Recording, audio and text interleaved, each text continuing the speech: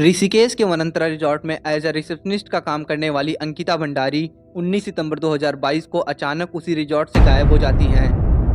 हर कोई हैरान हो गया था एंड सभी मिलके अंकिता को ढूंढ रहे थे, पर अंकिता के बारे में किसी को कुछ पता नहीं था। फिर आया 24 सितंबर 2022 का वो काला दिन जो सभी के होश उड़ा देता है। चीला नहर के पास एक लड़की की डेड बॉडी मिलती है एंड ये डेड बॉडी अंकिता भंडारी का था। Welcome to the show. My name is Anoop and you are watching to the horrifying case of Ankita Bhandari. इस केस में ऐसे ट्विस्ट एंड पॉलिटिकल कनेक्शन हैं जो इस केस को और उलझा देते हैं, इसलिए मुझसे जितना हो सकेगा उतना मैं चीज़ों को सिंप्लीफाई करके बताऊंगा। वैसे तो ये केस 3 साल पुराना है, बट अभी के टाइम में ये केस फिर से हाईलाइट हो चुका है एंड ऐसा सिर्फ इस वीडियो की वजह से हुआ है। अंकिता भंडारी को उसने प्रेशर किया कि तू दुष्यंत को देखी।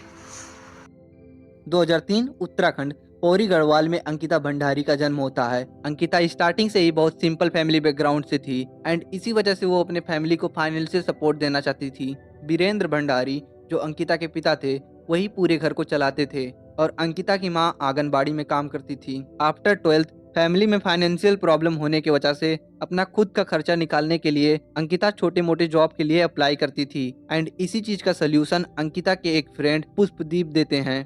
पुष्पदीप अंकिता का ऑनलाइन फ्रेंड था एंड वो एक दूसरे से इंस्टाग्राम पर बात करते थे। पहले तो ये बातचीत केवल इंस्टाग्राम तक सीमित थी, पर पुष्प अंकिता के घर कई बार आ चुका था एंड वो एक दूसरे को अच्छी तरह से जानते थे। इधर अंकिता काम के तलाश में इधर उधर घूम रही थी। पुष्प अंकिता को वनंतरा रिजॉर्ट के बारे में बताता है। वहाँ पर एक रिसेप्शनिस्ट की पोस्ट खाली है, अगर तुम चाहो तो अप्लाई कर सकती हो। वैसे तो अंकिता का इंटरेस्ट स्टार्टिंग से ही होटल मैनेजमेंट की तरफ था एंड वो अपने इस पैशन को कैरी ऑन करने के लिए देहरादून के Shri Ram institute of hotel management में एडमिशन ले लेती है। पर again due to the financial problem Ankita को ना चाहते हुए भी उस कोर्स को 3 महीने बाद छोड़ना पड़ा। वनंतरा रिजॉर्ट में काम करने के लिए अंकिता बिल्कुल रेडी थी, बट प्रॉब्लम ये था वो रिजॉर्ट रिमोट एरिया में था, यानी जंगल में बना हुआ था। गरीबी से मजबूर अंकिता रिजॉर्ट में रहने के लिए एग्री कर देती है। 28 अगस्त 2022 को रिजॉर्ट में अंकिता की नौकरी लग जाती है एंड अंकिता के पिता उसी दिन उसे वनंतरा रिजॉर्ट में छोड़कर आते हैं। उस रिजॉर्ट के मालिक पुलकित आर्या थे, जिनका अच्छा खासा पॉलिटिकल कनेक्शन था। इवन पुलकित के पिता विनोद आर्या भी पॉलिटिकल लीडर थे एंड उस टाइम उत्तराखंड में विनोद आर्या का काफी इन्फ्लुएंस था। ये जॉब अंकिता को एक अपॉर्चुनिटी जैसा लग रहा था और वो इस चीज से बहुत खुश थी। लेकिन जॉब के पहले दिन ही होटल में आए एक गेस्ट ने अंकिता के साथ मिसबिहेव करना शुरू कर दिया एंड इस मिसबिहेव की कंप्लेंट अंकिता पुलकित आर्या से करती है, जिसके बाद पुलकित उस गेस्ट को डांटते भी हैं। यहाँ तक सब कुछ नॉर्मल था एंड अंकिता वहाँ के स्टाफ के साथ घुल मिल रही थी और सबसे बड़ी बात अंकिता को इस पॉइंट तक यकीन हो गया था कि पुलकित बहुत अच्छा इंसान और हमेशा उसकी मदद करता है। बट इन रियलिटी अंकिता पुलकित के इंटेंशन को समझ नहीं पाई एंड पुलकित उसके भोलेपन का पूरा फायदा उठाता है। जॉब पे आए अंकिता को लगभग 10 दिन बीत चुके थे और सब कुछ नॉर्मल लग रहा था। डेली सुबह उठती, दिन भर रिजॉर्ट में काम करती एंड रात को अपने फैमिली वालों से बात करके सो जाती थी। फिर आया 10 सितंबर 2022 का रात। पुलकित आर्या एंड उसके 2 दोस्त सौरभ भास्कर यानी resort manager and resort staff Ankit Gupta तीनों मिलके अंकिता के रूम में पूरी रात शराब पीते हैं और उसी रात पुलकित और उसके दोस्तों ने अंकिता के साथ नशे के हालत में छेड़खानी करते हैं। 11 सितंबर को ये बात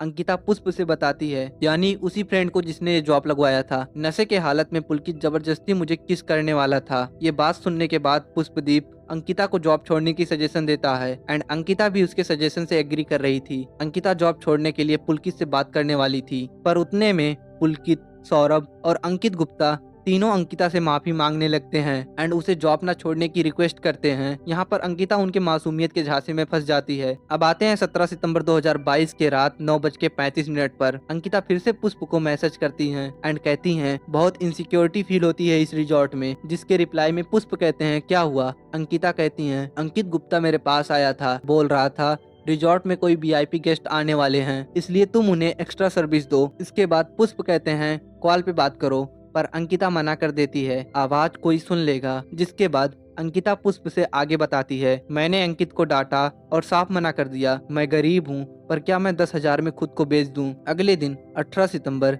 यानी जिस दिन अंकिता की हत्या हुई थी, अंकिता फिर से सुबह के 11:03 पर पुष्प को मैसेज करती है एंड कहती है उन्होंने कहा है तुम्हें गेस्ट मैनेज करना है अगर नहीं किया तो नौकरी से निकाल दूंगी। वो मुझे नौकरी से निकालने के लिए प्रेशर बना रहे थे। इधर अंकिता एंड पुलकित के बीच वीआईपी गेस्ट को एक्स्ट्रा सर्विस देने के लिए झगड़ा बढ़ता जा रहा था। पुलकित अंकिता के ऊपर प्रेशर बना रहा था, पर इस बार अंकिता उसके झांसे में नहीं आती है एंड रिजॉर्ट के स्टाफ के पास कॉल करके रोते रोते कहने लगी, मुझे इस रिजॉर्ट से बाहर ड्रॉप कर दो। मैम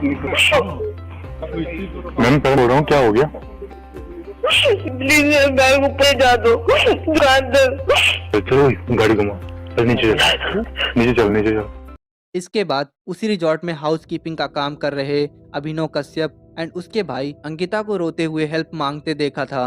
अभिनव बताता है, इतने में मैं कुछ कर पाता, पर तभी पुलकित आया एंड अंकिता को जबरदस्ती कमरे में ले जाकर अंदर से लॉक कर दिया। अंदर अंकिता के साथ मिसबिहेव कर रहा था एंड ये चीजें हमें क्लियरली सुनाई दे रही थी। अब रात के 7:57 पर अंकिता पुष्प के पास कॉल करती हैं एंड रोते रोते कहती हैं, पुलकित ने पहले तो मेरा मुंह दबाया एंड जब मैं घर जाने वाली थी तो मेरा बैग फेंका और मेरे साथ मिसबिहेव करने लगा। इसके बाद ये कहकर कॉल कट कर देती है, अभी मैं बात नहीं कर सकती, ये लोग मेरे आसपास घूम रहे हैं। इस पॉइंट तक अंकिता ने पूरा मन बना लिया था रिजॉर्ट एंड रिसेप्शनिस्ट का जॉब छोड़ने का, पर तभी पुलकित अंकिता के पास आता है और कहता है, अंकिता देखो, अभी तुम्हारा मूड ठीक नहीं है, हम बाहर चल के बात करें, क्या पता तुम्हारा मूड ठीक हो जाए। एंड मैं ये नहीं कह रहा हूँ तुम मेरे रिजॉर्ट में काम करो, अगर यहाँ तुम्हें अच्छा नहीं लग रहा है तो मैं खुद तुम्हें तुम्हारे घर ड्रॉप करके आऊंगा। इस नॉर्मल कन्वर्सेशन के बाद अंकिता को फिर से लगने लगा पुलकित जेन्युइन बातें कर रहा है एंड वो उसके साथ बाहर जाने के लिए रेडी हो जाती है। करीब रात के 8 साढ़े 8 बजे के बीच पुलकित अंकिता एक स्कूटी पर एंड सौरभ और अंकित गुप्ता उनके पीछे दूसरी स्कूटी पर एम्स ऋषिकेश के सीसीटीवी में जाते हुए दिखते हैं। इधर पुष्प अंकिता को कॉल पे कॉल किए जा रहा था। इसके बाद अंकिता स्कूटी से उतरती हैं एंड बगल में जाके 8:32 पर पुष्प के पास कॉल करती हैं। ये कॉल अंकिता और पुष्प के बीच का आखिरी कॉल था। अंकिता पुष्प से कहती हैं, अभी मैं पुलकित और उसके दोस्तों के साथ बाहर आई हूँ, रिजॉर्ट पहुंचकर तुम्हें सारी बातें बताती हूँ। एंड ये कहकर अंकिता कॉल कट कर देती हैं। इसके बाद अंकिता का किसी से कोई कांटेक्ट नहीं था एंड वो गायब हो चुकी थी। अंकिता के माता पिता परेशान हो चुके थे क्योंकि उसका फोन पिछले 24 घंटों से स्विच ऑफ था एंड ऐसा पहली बार हुआ था। काफी घंटों इंतजार करने के बाद इधर वीरेंद्र भंडारी यानी अंकिता के पिता और उसके चाचा पहले तो रिजॉर्ट पहुंचते हैं एंड नॉर्मली अंकिता के बारे में पूछते हैं। वहां उन्हें पता चलता है अंकिता 18 सितंबर के रात से ही गायब है। ये सुन वीरेंद्र भंडारी पास में रह रहे Yamkeshwar police station missing complaint करवाने जाते हैं, बट वहां के पुलिस उन्हें ये कहकर भगा देती है, ये एरिया हमारे अंडर नहीं आता है, हम इस केस में आपकी कोई मदद नहीं कर सकते। इस पॉइंट तक वीरेंद्र जी पूरी तरह टूट चुके थे एंड वो अपनी बेटी को ढूंढने के लिए इधर उधर का ठोकर खा रहे थे। आखिर खाएंगे भी क्यों नहीं। पुलकित आर्या एंड रिजॉर्ट दोनों जो नेताजी का था, finally media and massive protest की वजह से 4 दिन बाद यानी 22 सितंबर को केस रजिस्टर होता है और इन्वेस्टिगेशन भी सही ढंग से शुरू होता है। 22 सितंबर को पुलिस फोर्सफुली पुलकित एंड अंकित को अरेस्ट करती है। काफी मशक्कत और घंटों की पूछताछ के बाद पुलकित आर्या, सौरभ भास्कर एंड अंकित गुप्ता तीनों एक्सेप्ट कर लेते हैं, हाँ हमने ही अंकिता को मार के चीला नहर के पास फेंक दिया है, क्योंकि अंकिता होटल में चल रही एक्स्ट्रा सर्विस को एक्सपोज करने वाली थी एंड वो हमारी बात भी नहीं मानती थी। ये थी अंकिता भंडारी की अब तक की कहानी। नाउ हम बात करें 2026 की यानी प्रेजेंट डे पे। ये केस एक बार फिर से हाईलाइट हो चुका है। मैसिव क्राउड में लोग सड़कों पर प्रोटेस्ट कर रहे हैं एंड ऐसा केवल इस वीडियो की वजह से हुआ है। इस पॉइंट पर आपके भी मन में यही चल रहा होगा, आखिर कौन था वो वीआईपी जिसके वजह से इतना सब कर्मकांड हुआ है। उर्मिला सनावर ये एक टीवी एक्ट्रेस हैं, अपने फेसबुक पेज पर लाइव आती हैं एंड बताती हैं, मेरे पास अंकिता भंडारी केस के वीआईपी का नाम और उस दिन की कॉल रिकॉर्डिंग है। नाउ इस वीडियो के बाद वो एक और वीडियो बनाती हैं, चलती हुई ऑटो में बैठकर गुहार लगाती हैं, पुलिस एंड नेताजी के चमचे मेरे जान के पीछे हाथ धो के पड़े हैं। पुलिस मुझे मरवाने के लिए घूम रही है ताकि गिरफ्तार करके हमें मरवा दे। उत्तराखंड की जनता जाग जाओ। जब हमने परसों वीडियो वायरल कर दी थी कि पुलिस जहाँ जाएगी, उत्तराखंड सरकार जहाँ जाएगी हम आ जाएंगे, लेकिन कोई हमारी बात नहीं सुन रहा और उल्टा हमें गिरफ्तार करने के लिए घूम रहे।